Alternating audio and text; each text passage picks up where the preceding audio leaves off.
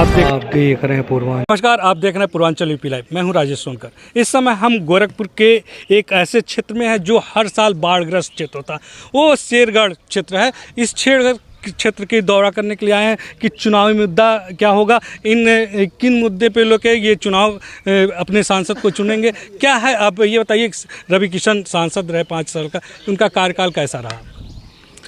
हमारे वहाँ तो सांसद जी का कोई कार्यकाल बढ़िया नहीं रहा।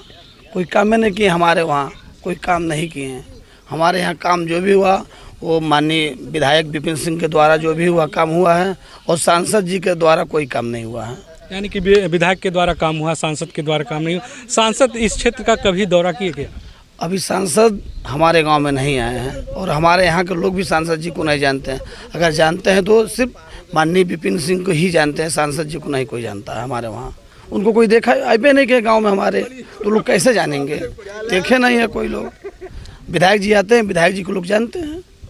तो क्या इस क्षेत्र में क्या विकास हुआ विधायक जी के द्वारा, किस तरह का विकास हुआ? अब विधायक जी के द्वारा पिछले कार्यकाल में उनका हमारे गांव में 200 मीटर का सीसी रोड दिए हैं विधायक जी, और उनसे पहले लालचंद निषाद ने दिए थे। बाकी भी कोई विधायक हमारे वहाँ, बहुत सारे विधायक हुए हैं, लेकिन कोई काम नहीं कराए। विपिन सिंह कराए और लालचंद निषाद जी कराए, बाकी कोई नहीं कराया। कहा जाता है कि हर साल ये बाढ़ग्रस्त क्षेत्र हो जाता है, तो इसके निजात के लिए आप लोग क्या प्रयास किया? कुछ नहीं। हमने माननीय मुख्यमंत्री जी से अनुरोध किए थे कि माननीय मुख्यमंत्री जी जैसे एकला पिपरी नौसड़ को जोड़ दिया गया रिंग बांध में, वैसे बहरामपुर, शेरगढ़, हरैया एक डंगा को जोड़ दिया रिंग बांधे से, तो हमारा गांव भी बाढ़ मुक्त हो जाएगा। माननीय मुख्यमंत्री जी से हमारा अनुरोध है। तो क्या विधायक तो आते हैं, काम करते हैं, सांसद नहीं आते हैं, तो वोट किसको देंगे क्या? अब तो जनता तय करेगी वोट किसको देना है, किसको नहीं देना है। सारे लोग तय करेंगे। भाई जो काम करेगा उस वोट उनको तो मिलना चाहिए। अब ये लोग काम नहीं किए तो इसके लिए तो जनता जानेगी ये लोग क्या है, इनको क्या मिलना है, क्या नहीं मिलना है। आपने कहा कि विधायक ने काम किया, सांसद नहीं काम किया है, तो आप कह रहे हैं कि मतलब कोई काम नहीं किया? हमने तो विधायक जी का कहा, जो विधायक जी काम किया तो विधायक जी को कह रहा हूँ। विधायक जी तो भाजपा के ही हैं। वो हम विधायक भाजपा को नहीं देख रहे हैं। विधायक जी काम किए हैं, विधायक जी को नाम ले रहे हैं। सांसद जी काम नहीं किए, वो भी भाजपा के, लेकिन वो काम नहीं किए तो उनको कहना कि नहीं काम किया हमारे गांव में। एक ईंट नहीं रखे सांसद जी, तो हम उनको का नाम कैसे लें? जो काम किया उनका नाम ले रहे हैं। तो इस लोकसभा चुनाव में क्या लग रहा है, किस तरह का आप वोट करेंगे क्या?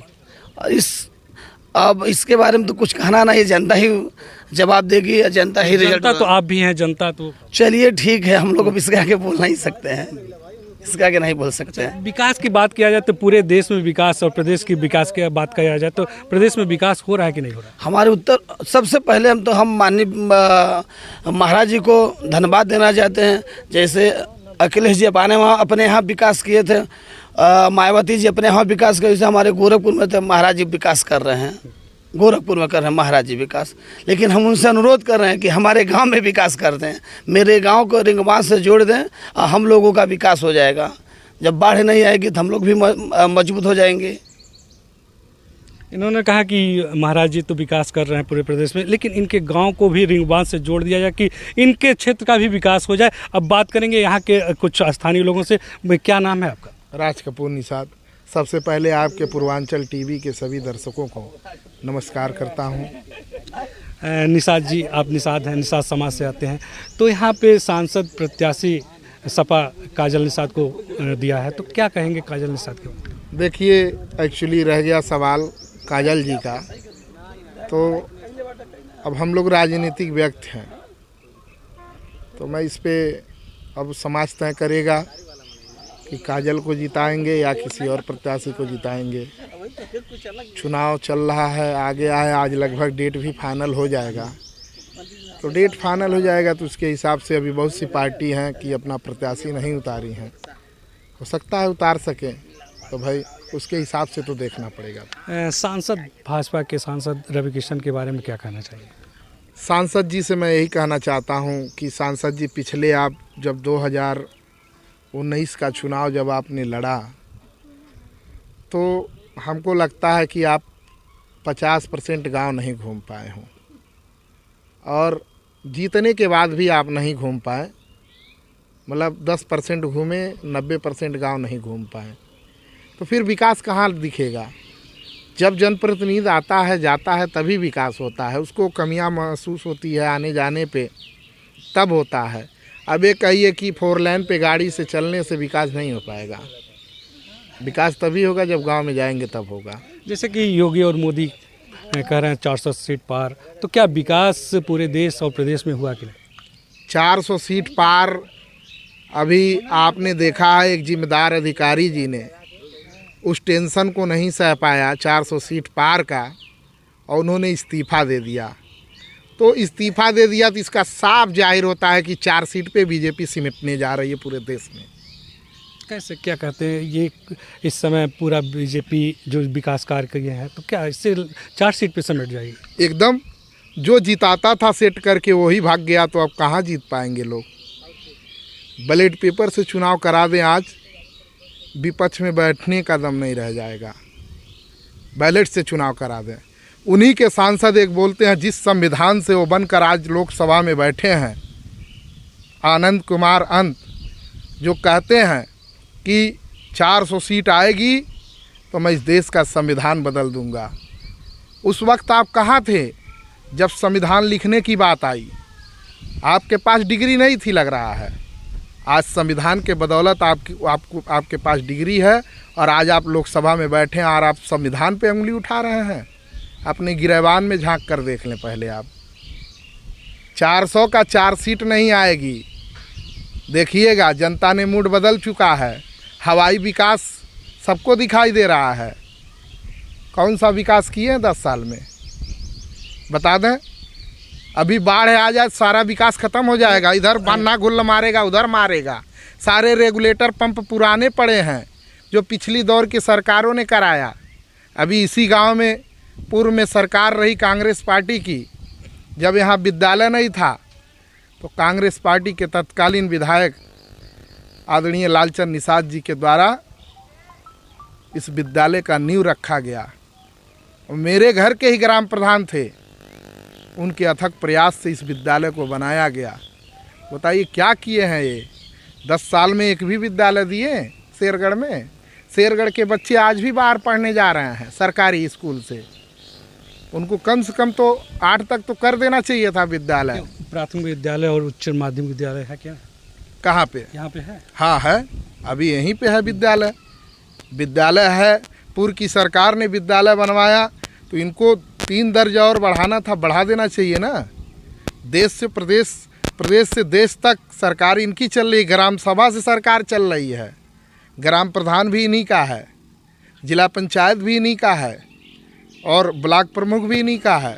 सब तो इन्हीं के हैं। तो कैसे कहेंगे सब इन्हीं का है, तो विकास क्यों नहीं? क्या है कारण? विकास नहीं हो रहा है। आपको दिखाई दे रहा है कहीं? तो बताइए, हमको दिखाई दे रहा है कहीं विकास नहीं हुआ है। आज हम जहाँ खड़े हैं वहीं की बात करेंगे, हम यूरोप की बात नहीं करेंगे।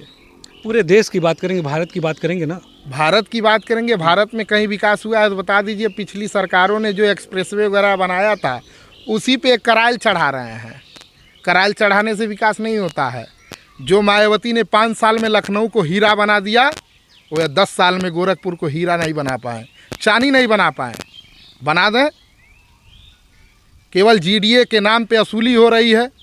इस गांव को जीडीए कर दो, उस गांव को गीडा कर दो, किसानों को बर्बाद कर दो, गरीबी ला दो। चुनाव रहेगा तो गरीबों की बात करेंगे, चुनाव जीतने के बाद अडानी अंबानी की बात करेंगे। सारा व्यवस्था अडानी अंबानी को दे रखे हैं। जो ही लोग देश को चला रहे हैं, तो फिर सरकार की क्या ज़रूरत है? उनसे चलवाइए ना सरकार। चुनाव की क्या ज़रूरत है? जब आप 400 पार जीत रहे हैं तो फिर चुनाव कराने की क्या ज़रूरत है? 400 सदस्य चुन लीजिए, आप सरकार चलाइए। आप सब तानाशाही से कर रहे हैं। हमें बोलने का अधिकार हमारा छीना जा रहा है। लेकिन बोल तो रहे हैं। हम बोल रहे हैं, आज बोल रहे हैं। आज लोकतंत्र है, आज संविधान जिंदा है तो बोल रहा हूँ। कल संविधान खत्म हो जाएगा तो नहीं बोल पाऊँगा। अभी उनके सांसद का तत्कालीन बयान है कि 400 सीट आएगी तो हम संविधान को बदल देंगे। उनके ऊपर तो राष्ट्रद्रोह लगना चाहिए, इस देश से बाहर कर देना चाहिए। राष्ट्रद्रोह लगना चाहिए। उनके परिवार जब तक जिए तब तक कोई किसी इलेक्शन में खड़ा ना हो पाए जो संविधान पे उंगली उठाए। इन्होंने बहुत गंभीर आरोप लगाए हैं। अब कुछ और लोगों से बात करते हैं। यहाँ पे बैठे बुजुर्ग हैं, उनसे बात करते हैं। क्या नाम है आपका? ये बताइए, सांसद के द्वारा जो विकास कार्य हुए हैं, क्या कहना चाहेंगे इस पर? सांसद आज तक गए हमारे गांव में, वो जब से जीते तब भी नहीं आए, नहीं जीते तब भी नहीं आए, ये गांव में चेहरा भी नहीं दिखाए। हाँ, तभी तो आज तक वे कभी भी चेहरा भी नहीं दिखाते थे।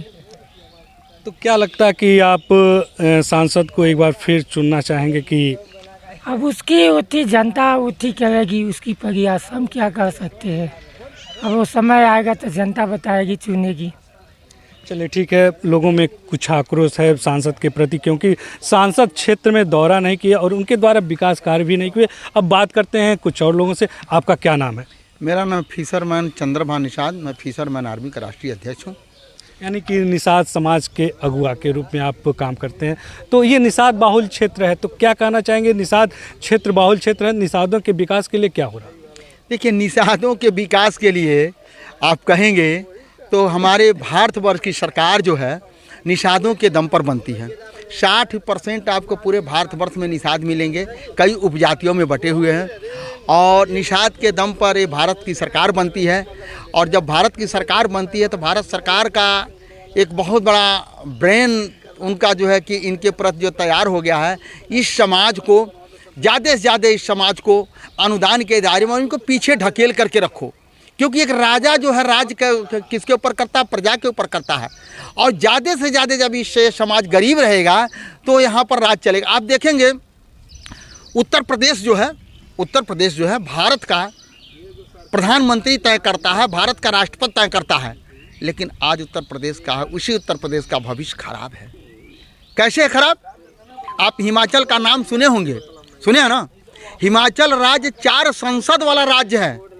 आज 4 संसद वाला राज्य हिंदुस्तान के हर कोने के लोगों को रोजगार मुहैया करा रहा है। क्या मेरा 80 संसद वाला राज्य 1% लोगों को रोजगार दे पाया? तो मेरा मानना नहीं दे पाया। और ये जो है क्या दिया? ट्रेन देता है। ट्रेन जो हमारी उत्तर प्रदेश की सरकार जो होती है, ट्रेन की मांग करती है। गोरखपुर से एक ट्रेन और दिल्ली के लिए चाहिए, बम्बई के लिए चाहिए, पंजाब के लिए चाहिए, मद्रास के लिए, तमाम विकसित राज्य के लिए क्या करती? ट्रेन मांग करती है। और ट्रेन में 70 की जगह पर 300 लोगों को भर करके भेज देती है। 12 घंटा, 14 घंटा, 36 घंटा, 72 घंटा लोग खड़े होकर के सफ़र करते हैं। आज जब दूसरे राज्य उतर करके ट्रेन से अपने आस्थान के लिए जाते हैं तो वहाँ या उत्तर प्रदेश के वासी को ज़्यादातर निषाद समाज के लोग जाते हैं कमाने के लिए। उनके और भैया और बिहारी के नाम से नवाजे जाते हैं। भैया और बिहारी का ना कोई बुरी बात नहीं है। तो आपने कहा कि उत्तर प्रदेश में रोजगार नहीं, यहाँ रोजगार का क्षेत्र का अवसर उपलब्ध कराने योगी आदित्यनाथ जी, तो क्या कहना चाहेंगे? क्या इस क्षेत्र में बेरोजगारी बहुत ज़्यादा है? ठीक है, रोजगार कागज में पैदा हो रहे हैं। आप देखेंगे कागज में हर तीसरे महीना जो है 10 लाख लोगों को नौकरी दी जा रही है कागज में। और साल में कितना हो गया? 30 लाख। 10 साल में कितना हो गया? 30 करोड़। 30 करोड़ लोगों को कहाँ नौकरी मिली? हमको इतने लोग खड़े हैं, किसी का आप दिखा दीजिए।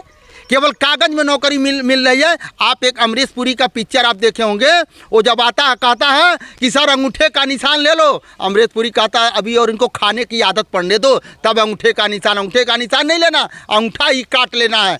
ऐसी सरकार की मानसिकता है। और आप देखेंगे सरकार क्या कर रही है? किसी का विकास होना है तो विकास की गति का ओनली 4 पूरे वर्ल्ड में एक ही रास्ता है, और वह शिक्षा। और सरकार क्या कर रही है? शिक्षा टोटल निजीकरण कर दिया। निजीकरण करके क्या किया? बड़े बड़े उद्योगपति के हाथों में दे दिया। और क्या हुआ? हर साल फीस 20 से 25% बढ़ती जा रही है। गरीब आदमी के पास पैसा नहीं है, जो मध्यम वर्ग के लोगों के पास पैसा नहीं है। ज़्यादातर 95% लोग जो है कि निचले स्तर और मध्यम वर्ग के लोग हैं। 95% लोगों को शिक्षा से वंचित किया जा रहा है, और वंचित करके उनके ऊपर शासन किया जा रहा है और उनको बर्बादी के कगार पर ले जा रहा है। ये सरकार की ये नीति है। यानी कि शिक्षा सरकार नहीं दे रही है। कहाँ दे रही है शिक्षा? अभी आप देखेंगे वहाँ पर जा करके आपको रायगंज में जाकर देखिए, रायगंज यही है, शहर के बीचों बीच एक प्राइमरी स्कूल है, आप जा कर के देखिए, जिसका बगल में घर है, ऊपर वाले तल्ले पर अपना मकान बना लिया है और नीचे जाकर कबाड़ रखा जा रहा है और वहाँ पर बैनर लगा हुआ है, तमाम 2-1 कबीरदास का लिखा हुआ है, तमाम सारी चीज़ लिखा हुआ है, लेकिन उसमें एक भी बच्चा, एक भी टीचर, कबाड़ उसमें भरा हुआ है। यह शिक्षा, यह शिक्षा और शिक्षा नहीं है तो ये समझिए सब कुछ बेकार है। पूरा देश जो है हमारा दलदल में फंसते जा रहा है। आने वाला कल बहुत बड़ा भारत के अंदर, जैसे श्रीलंका में आप देखें ना, प्रधानमंत्री राष्ट्रपति भाग गए ना, ऐसे यहाँ पर होने वाला है। जब दलदल में फंस जाएगा तो क्या होगा, बर्बादी के कगार पर हो जाएगा। आज मेरा देश जब से आज़ाद हुआ, भारत की करेंसी गिरती जा रही है। जो हमसे बाद में आज़ाद हुआ, आज उसकी करेंसी जो है हमारे से कई गुना ऊपर है। ये है देश का विकास। अच्छा, निषादों के विकास के लिए लोग आरक्षण की मांग करते हैं। निषाद नेता जितने हैं यहाँ पे सभी लोग आरक्षण की बात करते हैं, तो आप आरक्षण की बात करते हैं क्या? देखिए, निषाद को आरक्षण चाहिए, ये 100% सत्य है। लेकिन पहले हम सभी निषाद भाइयों के मैं कहना चाहता हूँ, हमारा जो है 60% आरक्षित है। हमारा संविधान में 60% हमारा कोटा आरक्षित है। पहले हम 60% अपने कोटे को लेकर के हम कहीं भी एससी का मांग करेंगे तो तुरंत जो है हमारी जो है सरकार की तरफ से सपोर्ट मिल जाएगा। पहले हम 60% अपना तो लें। जब 60% हमको पता नहीं है, 60% हम लेंगे नहीं। आपको एससी का कोटा कुल 17% में है, 17% में 85% घुस जाएंगे, क्या संभव है? एक छोटे से मकान में 10 आदमी की रहने की जगह पर है और उसमें 200 लोग घुस जाएंगे, क्या ये संभव है? ये संभव नहीं है। इसलिए निषाद समाज के लिए, ओबीसी समाज के लिए 60% संविधान में आरक्षित है। पहले 60% में जितना निषादों का हिस्सा आता है वो हिस्सा ले करके एससी कोटे में अपना आसानी से करवा सकते हैं। और जब तक ऐसा नहीं हुआ तब तक एससी कोटे में उनको कोई दर्जा मिलने वाला नहीं। कैबिनेट मंत्री संजय निषाद के बारे में बात किया जाए तो क्या कहना चाहेंगे उनके बारे में? देखिए, संजय निषाद जो हैं अभी कैबिनेट मंत्री हैं और वो निषादों के लिए बहुत बेहतर काम कर रहे हैं। कई बाबू साहब लोगों को उन्होंने निषाद बना दिया, कई पंडित जी के लोगों ने उन्होंने निषाद बना दिया। तो वो तो उनका प्रक्रिया चल रहा, दूसरे जात के लोगों को निषाद बना दे रहे हैं। ये तो बहुत बढ़िया काम कर रहे हैं। आप देखेंगे ये बेलकुल गाँव है, एक कौड़ीराम से आगे बेलकुल गाँव है, ठीक है। और जो है कि हैचरी लगाने के लिए उन्होंने बाबू साहब को निषाद बना करके उनको दे दिया, 80 लाख रुपया उनको दिया। तो अब एक कम काम कर रहे हैं, दूसरी जात को निषाद बना रहे हैं। अब इससे बेहतर और क्या चाहिए? क्या आपके मतलब जाति में बढ़ोतरी हो रही है लोगों का? हाँ, तो भाई हम तो वही तो उनका तो बहुत बहुत धन्यवाद है कि वो ब्राह्मण को भी निषाद बना रहे हैं, बाबू साहब को निषाद बना रहे हैं, सभी जो उच्च जातियों को लेकर के निषाद बना रहे हैं। ये तो बहुत अच्छी बात है। बाकी जो पहले से निषाद हैं वो तो भाड़ में जाए, उनका कोई मतलब ही नहीं होता। नया निषाद पैदा कर रहे हैं वो हमारे माननीय जो है कैबिनेट मंत्री जी, वो नया निषाद पैदा कर रहे हैं। पुराने निषाद को बाइकाट कर रहे हैं, तुम जाओ, तुम रिजेक्ट हो गए हो। तो क्या लगता है कि आप लोग भी संजय निषाद को? नहीं, देखिए, संजय निषाद को हम क्या कह सकते हैं? संजय निषाद वो उनका कार्य है, हमारा अपना कार्य है। हम अपना कार्य कर रहे हैं, हम लोगों को जगा रहे हैं, लोगों को बता रहे हैं, लोगों को सिस्टम समझा रहे हैं। जब तक शिक्षा नहीं होगा, ज्ञान नहीं होगा, तब तक कुछ। अभी एक बात हमें बता दीजिए, हमारे माननीय मुख्यमंत्री जी और हमारे देश के बहुत ही बेहतर प्रधानमंत्री अभी कह दें, ये जो जहाँ हम लोग खड़े हैं, इस गाँव का नाम है शेरगढ़ गाँव में 100 बच्चों को नौकरी दिया जाएगा। पूरा गांव के लोग खुश हो जाएंगे, 100 बच्चों को सरकारी नौकरी मिलेगी। आज जैसे चुनाव बीतेगा वो कह दें कि टोटल डॉक्टर और इंजीनियर चाहिए, तो मेरा मानना है एक भी बच्चे की नौकरी नहीं लगेगी। क्यों नहीं लगेगी? क्योंकि उसके पास वो शिक्षा व ज्ञान नहीं है। तो मेरा ये कहने का मतलब है, दुनिया का किसी का विकास हो सकता है, जब शिक्षा से ही विकास हो सकता है, तो क्यों ना सरकार जो है फ्री होल्ड कर दे, सभी के लिए शिक्षा एक बराबर और विदाउट पैसा दिए हुए हर आदमी बेहतर क्वालिटी की शिक्षा मिल जाए। शिक्षा को फ्री कर देना चाहिए, शिक्षा के ऊपर कोई टैक्स, कोई रुपया, कोई कुछ नहीं लगना चाहिए। हर बच्चा फ्री शिक्षा ले, हर बच्चा बेहतर क्वालिटी की शिक्षा ले, तब जा कर के उस घर का नहीं पूरे देश का विकास होगा, वरना होने वाला नहीं। अभी आपने कहा कि संजय निषादों को बाइकाट कर रहे हैं, तो क्या निषाद समाज संजय निषाद को भी बाइकाट करेगा? देखिए, अब वो सबका अपना अपना समझ है कि भाई कौन किसको बाइकाट करेगा, लेकिन जिनको निषाद बना रहे हैं वो तो नहीं बाइकाट करेगा उनको, क्योंकि अभी झुआ भर उनको नहीं चाहिए, उनको थोड़ा सा चाहिए, हीरा चाहिए, ज़्यादा झुआ भर उनको नहीं चाहिए। और ये नहीं पता है एक वोट से एक ही वोट से सरकार हार जाती है और जीत जाती है। वो झुआ भर में से एक निकल गया तो सरकार गिर गई। लेकिन वो उनका अपना थीम है, अपना विचारधाराएं हैं, वो अपने विचारधाराएं पे काम कर रहे हैं। और निषाद समाज जितने हैं वो लोग जाग चुके हैं। अब वह लोग अपने विचारधाराओं पर कार्य करना चालू कर दिया है। कुछ और लोगों से बात करते हैं। क्या नाम है आपका? विनोद कुमार निषाद। क्या कहना चाहेंगे? लोकसभा चुनाव है और सरगर्मियाँ बढ़ चुकी हैं और भाजपा ने रवि किशन को अपना चुनाव दिया, सपा काजल निषाद बनाया गया, तो क्या कहेंगे किसके? जो जनता के बीच में जाएगा, अपनी बातें रखेगा, वोट लोग उसी को करेंगे। ठीक है, जिसकी शक्ल नहीं देखेंगे उसको वोट नहीं करेंगे। मेरा मानना यही है। और जनता के बीच में जाकर अपनी बातें रखेंगे, विकास की बातें करेंगे, नौकरियों की बातें करेंगे, तो हमको लगता है कि मूड बनाएंगे लोग। परिवर्तन तो इस बार होना ही होना है, मेरा अंदाज़ा यही है। मैं भी परिवर्तन के मूड में हूँ, परिवर्तन करना ही करना है। तो क्या विकास भाजपा की सरकार में नहीं हुआ? विकास तो हुआ है, लेकिन शिक्षा के लेके, बेरोजगार के लेके तो विकास नहीं हुआ है। नौकरियां लीक हो जा रही हैं, पेपर लीक हो जा रहे हैं। 10 सालों में कितना नौकरियां मिली हैं? ओबीसी एससी को बता दें, एससी अगर कोटा हट जाता तो भी लोग नौकरी नहीं पाते हैं। ओबीसी कितने लोग नौकरी पाए हैं? सामान्य वर्ग तो आरक्षण वैसे ही पा गया है, तो कहाँ नौकरी मिल रहा है? भैया हम लोग इतने पैसा लगा के बच्चों को पढ़ा रहे हैं, नौकरी नहीं पाएंगे तो किसको वोट करेंगे हम लोग? जो हमारी बात सुनेगा उसकी ना करेंगे।